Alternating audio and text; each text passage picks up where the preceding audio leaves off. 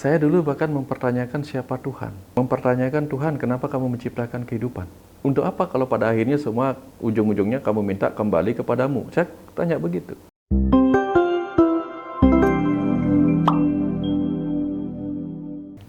Pak Wayan Mustika, matur suksema, Ya, Hindu Channel sebagai anak muda, sebagai literasi Hindu, khususnya di Hindu Channel ini diberikan dibagi waktunya untuk Hindu Channel dan pemirsa Hindu Channel. Pak Wayan, kita akan membahas terkait dengan spiritual di era modern. ya. Kritik tetapi tidak meninggalkan esensi nilai budaya dan tradisi. Ya. Gambaran sederhananya untuk kita memahami di era modern ini terkait dengan spiritual ini seperti apa, Pak Wayan? Yang pertama kita definisikan dulu, ya, karena saking luasnya istilah spiritual itu kita definisikan. Spiritual itu kita anggap sebagai satu spirit, yaitu ruh. Kemudian yang kedua, spirit sebagai semangat. Semangat. Jadi kalau berbicara tentang spirit sebagai ruh, kita ini adalah makhluk spiritual yang sedang ada di dalam tubuh manusia. Mau manusia masa lalu, mau manusia masa kini, masa depan, tentu kita tetap sebagai ruh yang harus mengenal diri kita sendiri di dalam sebagai makhluk rohani dengan kendaraan tubuh manusia.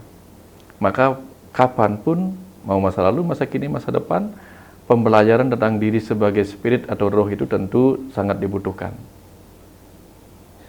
Itu yang pertama, sebagai makhluk rohani. Spirit dalam arti semangat, tentu saja harus juga kita cari. Karena apa? Mau perjalanan hidup di masa lalu, masa kini, masa depan, kita akan selalu butuh semangat. Semangat untuk memotivasi diri kita, untuk menjalani suka duka kehidupan ini. Sehingga pembelajaran spirit sebagai motivasi, munculnya semangat kita menjalani gelombang suka duka ini, itu sangat penting. Karena ketika orang kehilangan spiritnya, tanda petik ya, hilang semangatnya sebagai spirit, maka bisa jadi terjadi apa? Hilang spirit sebagai ruhnya. Artinya apa? Ruhnya meninggalkan tubuhnya dengan cara ulah pati. Kita kan tahu di Bali sedang lagi banyak-banyaknya orang anak muda ulah pati, bahkan orang dewasa ulah pati, mengambil jalan pintas untuk mengakhiri hidupnya. Karena mungkin spiritnya hilang. Kesadaran dirinya sebagai spirit, makhluk spiritual dalam diri juga hilang.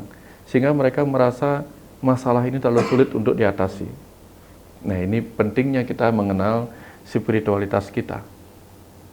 Sayangnya, orang-orang menganggap, mendefinisikan pelajaran spiritual itu sebagai pelajaran klinik, magis, atau mistis, dan sebagainya lah. Padahal bukan itu. Makanya kita definisikan dulu sebagai apa? Spirit sebagai semangat, spirit sebagai rohani. Sehingga kalau dua-duanya kita pusatkan perhatian kita di situ, nggak ada pelajaran spiritual yang membuat kita harusnya menjadikan ini, oh ini meninggalkan agama. Enggak. Kegiatan beragama pun ada spiritnya, ada semangat apa di situ.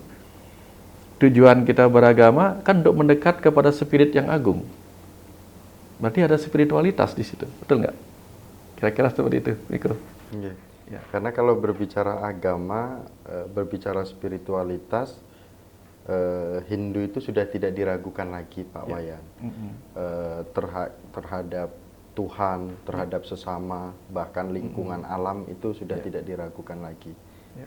Namun bagaimana kita sebagai manusia itu kritisnya itu boleh, Pak Wayan? Kritis? Nggih, kritisnya itu boleh. Kritis terhadap sesuatu hal itu mempertanyakan itu boleh. Oh, iya. Tetapi bagaimana kita tidak kehilangan budaya dan tradisi ini, Pak Wayan? Yang pertama kita lihat ini, Miko. Budaya itu kan kita pahami sebagai hasil akal budi. Hasil budi. Dan kalau kita berbicara tentang budi, maka kita harus paham apa yang diajarkan oleh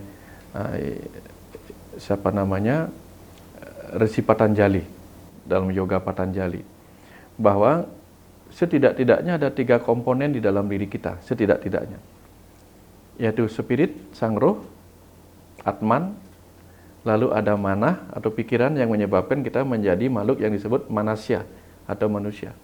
Lalu ada tubuh sebagai kendaraannya. Kalau pikiran lebih banyak mengikuti kehendak tubuh, maka yang muncul ahangkara, keakuan di situ. Kalau pikiran lebih banyak belajar kepada rohani dalam dirinya melalui perenungan-perenungan, maka yang terjadi apa? Pikirannya meningkat dalam akal budi atau budi, lalu diperdalam lagi ketemulah cita, kesadaran murni. Jadi, kalau pikiran orang-orang dulu banyak belajar kepada spiritnya, maka terjadi peningkatan akal budi. Akal budi inilah yang memunculkan budidaya atau budaya. Jadi kalau budaya diperdalam lagi, pasti menemukan kesadaran murni ke arah spirit. Jadi pelajaran spiritual itu bukan untuk meniadakan budaya, tapi untuk mengenali apa yang ada di balik pemberdayaan akal budi itu. Itu yang perlu kita cari. Caranya apa? Kupas. Kupas dengan ketajaman akal budi kita. Sehingga nanti kita lihat, oh, budaya menghasilkan art. Cita, kesadaran murni menghasilkan sains gitu. Bukan. Budidaya bergabung dengan cita itu menghasilkan art and science. Nah, ketika art and science, maka kita bisa lihat budaya adalah sains yang sedang diwujudkan. Kita tinggal mencari tahu sains apa ada di sini. Seperti itu, Miko. Nah, ada yang perlu dipisahkan di situ. Ini kami suka dengan pandangan-pandangan Pak Wayan. Kemudian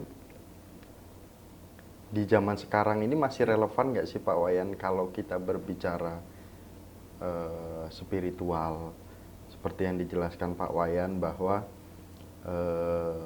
di zaman sekarang itu kalau kita lihat realitanya itu semua serba materialistik.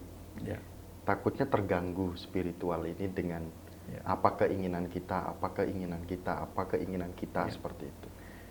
Kalau kita bicara tentang Hindu sebagai sebuah agama yang memiliki tujuan, yaitu mencapai jagat hita dan moksa, maka tentu jagat hita berkaitan dengan dunia material.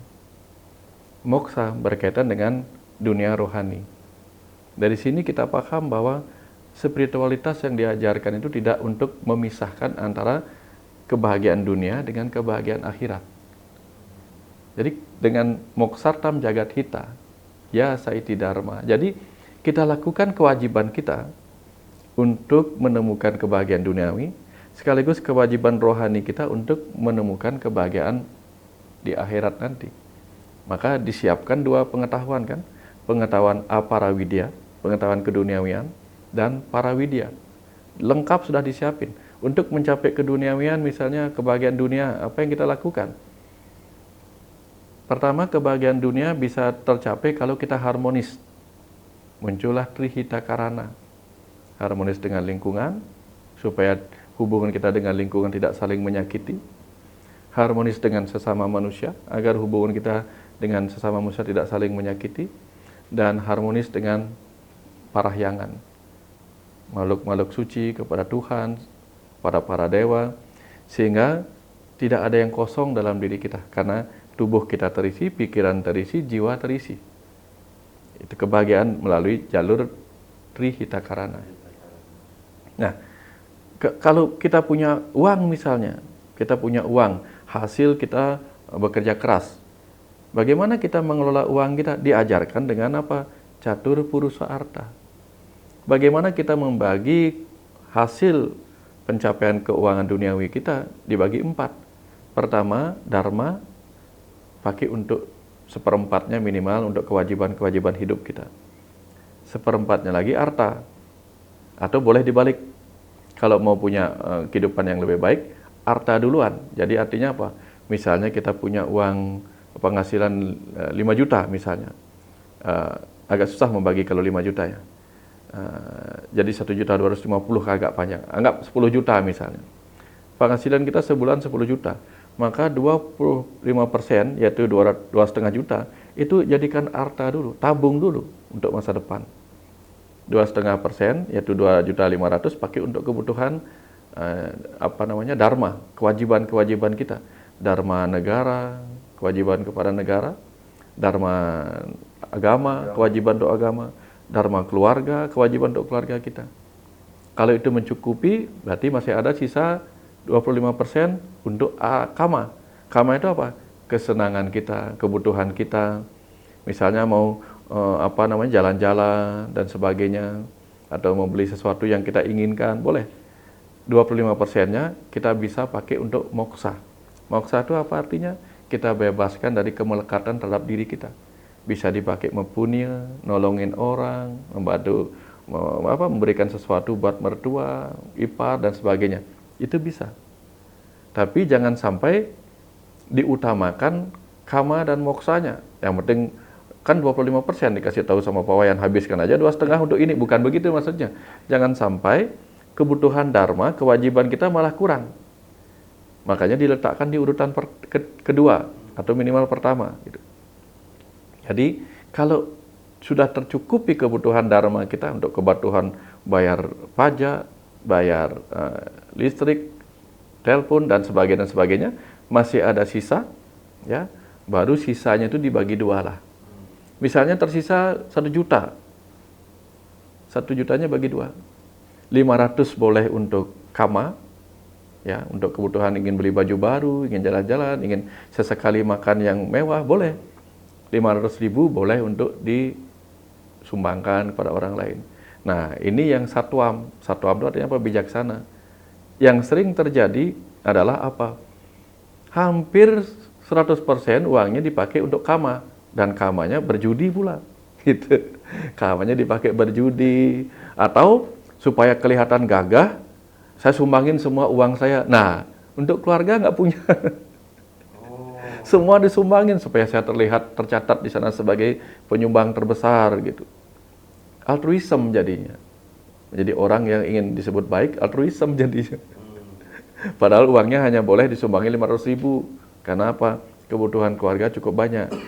Akhirnya apa? Karena salah kelola uang, dipakai untuk kegiatan-kegiatan yang berkaitan dengan kama yang banyak. Ya, beli ini, mumpung gajinya 10 juta, beli HP yang mahal, kemudian untuk makan nggak cukup. Ini berbahaya juga. Setiap bulan demikian. Ujung-ujungnya apa? Minimal setiap bulan kita bisa nabung 2,5. Nah, anggaplah kalau gajinya 1 juta, bagaimana? Ya udah 250.000. Seperti itu. Karena gini Pak Wayan, dari yang dijelaskan Pak Wayan itu, saya sebagai anak muda akhirnya terkena juga nih. Iya.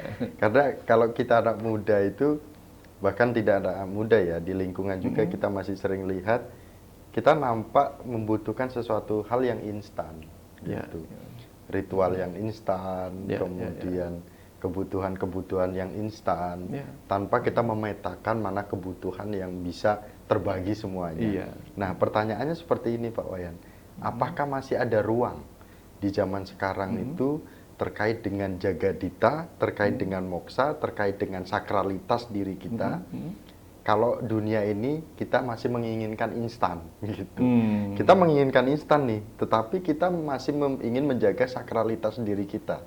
Gimana Pak Wayan? Ada ruangnya nggak nih? Apa yang menyebabkan orang menginginkan sebuah atau sesuatu secara instan? Mungkin kelihatannya salah, tapi itu sebenarnya sebuah panggilan kerinduan. Karena apa? Ketika menjadi makhluk rohani, apa-apa yang kita inginkan terjadi secara instan. Itu. Ingin begini tiba-tiba ada di sana. Itu kan ketika kita jadi makhluk rohani, ingin ini terwujud, ingin itu terwujud. Justru ketika kita ada di dalam tubuh ini, kita ada di dalam sel. Sel itu apa? Penjara. Kalau penjara itu berarti terbatas enggak? Terbatas. Nah, menariknya apa? Sudah ada di dalam penjara, kita rindu untuk instan. Kebayang enggak? Nah, kita nggak menerima realita bahwa apa? Nggak mungkin ada di dalam 50 triliun sel, jadi 50 triliun penjara, kita ingin segala sesuatunya mudah dan instan. Tapi bagusnya apa? Keinginan instan itu mengingatkan kita bahwa kita pernah memiliki kemampuan yang instan itu. Kerinduan kita kepada rohani kita. Itu yang kita perlu pahami. Oh, salahkah saya menginginkan sesuatu yang instan? Enggak. Itu hanya panggilan kerinduan bahwa kita pernah menjadi makhluk rohani yang apa-apanya instan. Tapi jangan lupa, sekarang kita ada di dalam tubuh manusia yang serba terbatas. Kepala kita, pikirannya bisa kemana-mana, betul nggak? Tapi ada tempurung kepala yang sangat kuat untuk membatasi kita. Artinya apa? tubuh sudah mengingatkan, boleh berpikir yang pingin ini, pingin itu, tapi jangan lupa, aku tempurung kepala sedang mengingatkanmu untuk apa? Aku membatasimu. Gitu. Jadi inilah realita. Kalau kita rindu pada kemampuan kita yang instan, tapi lupa kita punya keterbatasan, ini menyakitkan. Sama dengan apa? Kita naik sepeda, aku ingin mengayuh sepedaku dengan kecepatan pesawat, nggak nyambung. Kebayang nggak? Naiknya sepeda, pinginnya kecepatan pesawat, nggak nyambung. Sama dengan ada di dalam tubuh yang terbatas, pinginnya serba instan. Coba saya tanyain, semua makhluk-makhluk ini ciptaan Tuhan, betul nggak? Betul. Bahkan Tuhan menciptakan kupu-kupu, nggak langsung lahir dari telur jadi kupu-kupu, betul nggak? Dari kepompong, ulat, kepompong, dan seterusnya. Bahkan Tuhan menciptakan jagung tidak langsung berbuah. Ada masanya 3,5 bulan. Tapi pohon mangga nggak bisa seperti jagung, dia harus pelan-pelan dulu gitu. Jadi di sana Tuhan sedang mengajarkan kepada kita bahwa apa? Setiap ciptaan itu harus menerima kapan waktunya dia berbuah, kapan waktunya berbunga. Nah, manusia itu diciptakan untuk apa? Buahnya boleh cepat, yaitu buah pikiran, tapi hasilnya belum tentu secepat buah pikirannya gitu. Harus disadari itu. Ini menarik terkait dengan buah pikiran kita. Kadang pikiran kita ini loncat ke sana sini, Pak. Karena liar. Gitu. Kadang kita masih trisandia nih. Pikiran kita udah, aduh nanti temanku datang, nanti saya mau makan ke sini, saya mau ke sini, saya besok mau janjian ke sini. Akhirnya sembahyangnya terlaksana, tetapi antara diterima atau tidak kita tidak ada yang tahu. Tetapi kita tidak akan membahas ke sana, Pak Wayan. Itu kondisi yang terjadi ketika kita sering sembahyang itu tidak fokus. Kemudian Pak Wayan gini, kadang itu sering terjadi di masyarakat, terlalu berpikir kritis. Terlalu berpikir kritis, tetapi mereka atau kita sebagai umat Hindu tetap berada di jalan Hindu. Contoh, kenapa sih kok kita masih memakai masih memakai sesajen bubur putih, bubur ini, kemudian kesukaan kakek kita. Kenapa harus ditaruh di kamar? Kenapa tidak harus ditaruh di sini? Kemudian ada lagi berpikir lagi, kalau memang kita bisa pakai bunga ya bunga aja. Tapi logikanya, kalau bunganya itu nggak ada keindahan yang kita kasih canang, kayaknya kurang puas. Nah, di mana kepuasan Hindu untuk bisa memuja Tuhan gitu? Pokoknya liar banget kita berpikir kritis. Tapi kita tetap sembahyang, kita tetap mengaturkan sesaji itu. Nah, bagaimana menurut Pak Wayan terkait dengan kita tetap berada di garis Hindu itu, tetapi kita kritis di dalamnya? Gitu. Saya kasih analogi ya. Kalau misalnya ini ada film bagus, lalu dia menceritakan film itu bagus, luar biasa, bagus banget, dengan penuh penghayatan menceritakan film itu. Kira-kira Miko pingin lihat langsung nggak filmnya? Pasti pingin lihat langsung. Nggak cukup dengan kata-kata yang diceritakan ulang, nggak cukup. Kebayang nggak ketika kita pingin memuja Tuhan yang tak terbayangkan, yang tak terpikirkan? Bahkan cerita film tadi yang mudah dibayangkan pun kita ingin langsung. Bukan hanya dengan kata-kata, dengan cerita-cerita seperti itu. Bahkan kalau kita ingin melihat kisah nyata nih, kisah nyata atau berita nyata, pasti kita lebih suka ada live-nya, ngelihat langsung kan. Nah, itulah kenyataan di mana ketika kita disuruh memuja Tuhan yang tak terbayangkan, yang tak terpikirkan, yang impersonal, itu kadang-kadang ketemu kurang rasa puas, kurang rasa. Nah, kalau misalnya Miko dia ngajak makan di restoran, yuk Miko kita makan, kita bayangkan seolah-olah kita makan enak, kan nggak seru. Nggak seru. Paling enak kalau benar-benar ada makanannya kan, baru bisa mencicipi rasa. Nah, Hindu di Bali terutama itu beragama rasa.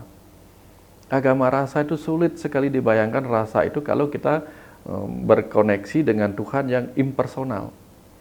Maka yang paling mudah dilakukan adalah personalisasi Tuhan, yang disebut Saguna Brahman, bukan yang Nirguna Brahman. Karena nirguna Brahman sesuatu yang tak terpikirkan. Sang yang embang, mengisi ruang kosong, susah membayangkannya. Maka kita memujanya sebagai Saguna Brahman.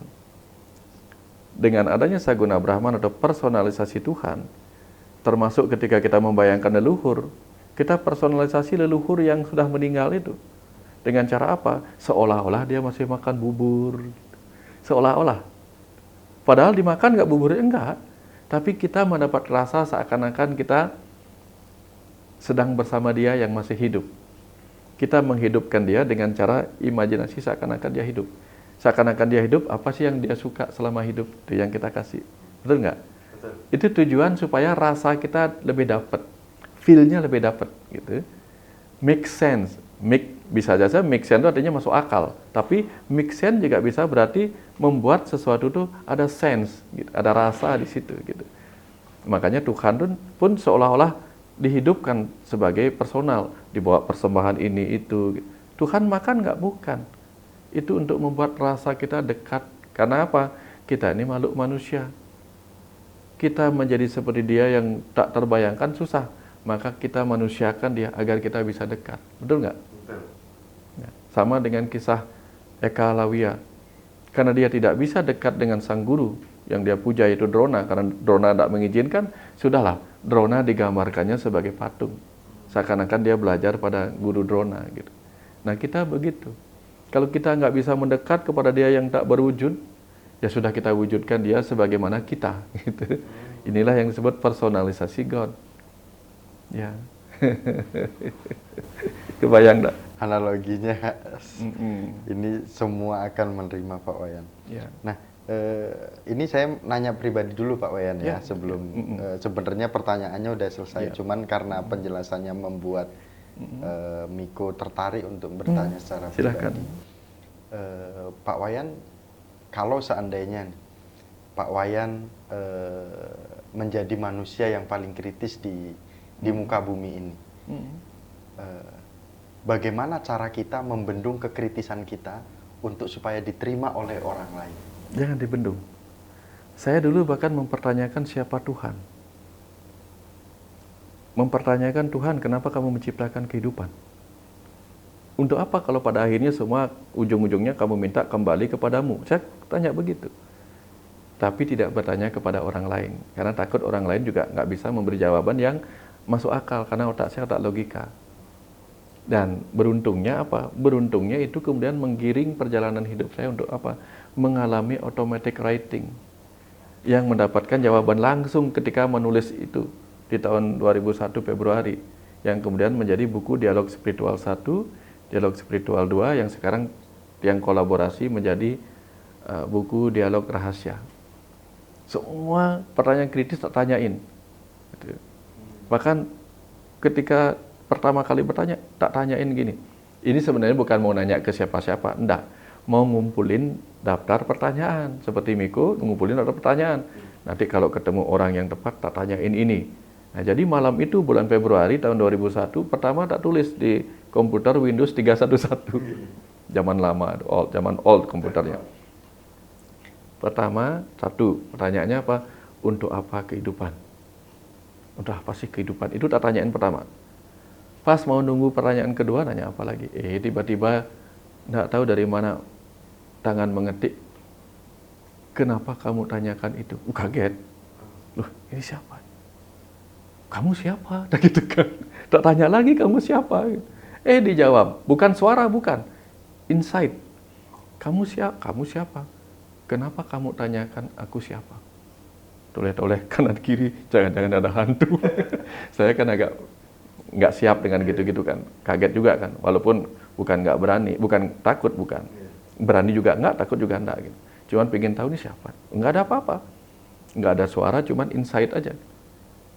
Tak balas lagi pertanyaan itu. Kalau aku tidak tahu kamu siapa, bagaimana aku percaya jawabanmu? Jawabannya apa? Kalau kamu hanya percaya karena siapa aku yang menjawab, bukan apa jawabanku, maka kamu tidak objektif. Semakin dalam. Semakin dalam. Oke, kalau begitu, aku ingin bertanya, untuk apa kehidupan ini? Jawab lagi sama dia, tapi dalam bentuk pertanyaan baru. Kenapa kamu tanyakan itu? Iya, kalau aku tidak menanyakan kehidupan ini kan, aku nggak tahu buat apa kehidupan ini sebenarnya. Jadi nanti sia-sia buatku. Jawabnya apa? Nah, bagus. Baguslah kamu pertanyakan itu. Tak tanya lagi. Ini bagusnya di mana gitu. Dijawab, ya kalau kamu tidak mempertanyakan untuk apa kehidupan ini, maka kamu seperti bayi yang menerima apa saja yang disuapkan. Kalau itu racun, maka kamu mati. Jadi kalau saya tidak mempertanyakan kehidupan, dalam perenungan begini kan, oh benar juga ya. Kalau saya tidak mempertanyakan kehidupan ini, hanya menelan saja kehidupannya apa adanya, saya nggak tahu apa yang ada di situ kan. Ya kalau hidup ini membawa racun, kemarahan dan sebagainya, saya telan ya mati saya. Oh iya, harus kita tahu mana yang disisihkan, mana yang begini. Oh, ya, percakapan itu terus terjadi. Segalanya tak tanyain, reinkarnasi, karma, tak tanyain semua. Itu yang menjadi buku. Nah artinya apa? Saya tidak menghalangi kritisan saya. Ya, bahkan Tuhan tak tanyain. Oke. Kalau ini dalam hati begini, ini tidak akan dia tahu jawabannya gitu. Karena ini tidak pernah ketemu kan jawabannya. Tuhan, kamu siapa? Tak gituin. Terus jawabannya apa? Dengan mudahnya dia mengalirkan jawaban. Kupaslah seluruh materi alam semesta sampai kau menemukan kekosongan, akulah yang mengisi kekosongan itu. Langsung diam gini. Oh, ya. Tapi nggak nyari. Setelah itu nggak nyari, cuman karena clue-nya udah dapat ke sana, gitu aja intinya. Aku ada di ruang kosong, tapi aku tuh siapa nggak tahu. Baru 13 tahun kemudian tuh baru dikasih jawabannya. Pengetahuan itu berjalan. Iya, disuruh siap dulu, diajarin gini gitu segala macam oleh alam, baru dapat jawabannya gitu. Artinya pertanyaan Miko tadi mungkin secara pribadinya dan akhirnya masuk ke topik itu tetap berada di bagaimana kita sebagai bangsa Indonesia, sebagai putra-putri bangsa Indonesia, tetap melestarikan budaya dan tradisi. Ya. Nah, Jangan takut bertanya. Jangan takut bertanya. Dan Pak Wayan, kami mohon untuk harapan besar Pak Wayan ataupun konteks dari pembahasan kita terkait dengan tetap menjaga nilai-nilai tradisi budayanya seperti apa? Pertama, jangan melihat budaya itu sebagai sesuatu yang salah. Namanya leluhur. Leluhur itu artinya orang yang level pengetahuannya sudah tinggi. Ketika dia menciptakan sebuah budaya dan bisa bertahan lama, pasti ada sesuatu dalam budaya itu. Sesuatu yang perlu kita kupas, cari hakikatnya dengan ketajaman akal budi kita yang sekarang untuk menemukan spirit apa yang ada pada budaya itu sehingga bisa bertahan lama. Kalau kita nggak paham tentang apa yang ada dalam budaya itu, jangan salahkan budayanya, salahkan diri kita yang belum mampu untuk mengupasnya. Kupas, pasti ada sesuatu di situ. Pasti ada sesuatu yang mendalam hasil sebuah perenungan orang-orang suci di masa lalu. Kalau pengetahuan kita, pikiran kita belum sesuci dia, sehingga tidak mampu mengupas apa makna, apa maksud dari orang-orang suci dulu membuat itu, maka naikkan level kita sehingga minimal dekat-dekat dengan orang suci itu. Sama dengan kisah Mahabharata, percakapan antara Arjuna dengan Krishna sebenarnya tidak bisa didengar oleh orang lain. Tapi kok bisa menyebar kemana-mana percakapan mereka berdua? Karena ada Sanjaya yang dibukakan mata hati dan telinganya untuk bisa melihat, bisa mendengar percakapan Arjuna dengan Krishna di situ. Artinya apa? Kalau kita tidak bisa seperti Arjuna, jadilah seperti Sanjaya yang mau membuka mata hati dan telinga hati kita untuk apa? Untuk bisa ikut mendengarkan percakapan suci itu. Tapi jangan sampai seperti Destarasta yang buta, ikut mendengar tapi ada muatan. Akhirnya apa? Keutuhan Bhagavad Gita menjadi tidak jelas lagi. Karena ada muatan kepentingan ego di situ. Itu contohnya. Jadi kita bisa melihat makna di balik budaya kita yang diwarisi leluhur kita dengan cara apa? Kecerdasan yang kita dapatkan. Pakai sekarang untuk mengupasnya. Kalau sudah ketemu, geleng-geleng kepala. Karena itu yang alami, Miko. Begitu mencoba merenungkan budaya-budaya itu, geleng-geleng kepala. Hanya itu, geleng-geleng kepala dengan penuh kekaguman. Luar biasa. Hasil perenungan mereka wujudkan jadi budaya. Dan tugas kita sekarang hanya perlu mengupasnya. Sementara kita jangankan mengupas, jangankan menciptakan budaya baru yang bisa bertahan lama, mengupas budaya lama aja kita nggak sanggup. Jadi minimal kita bisa mengupas dulu budaya lama, setelah ketemu hakikatnya, baru kita bisa bawa mungkin ke dunia modern yang lebih beradaptasi dengan sekarang, baru bisa. Yang dulu kita nggak paham, tiba-tiba pingin menciptakan budaya baru. Akhirnya kadang-kadang budaya baru kita nggak berenergi, nggak sakral, lebih banyak propannya. Gitu. Kita renungkan sama-sama nanti, sama-sama kita gali. Ya. Mari kita renungkan bersama, pemirsa Hindu Channel. Banyak sekali pemahaman-pemahaman dan tuntunan yang wejangan, tuntunan yang diberikan dari Pak Wayan Mustika. Hindu Channel hanya sebagai perantara untuk kita menerima pengetahuan ini. Saya yakin, kami yakin bahwa Pak Wayan dengan keikhlasan, dengan perjuangan beliau untuk bisa membagi waktu ke Hindu Channel ini karena benar-benar dibutuhkan oleh umat Hindu.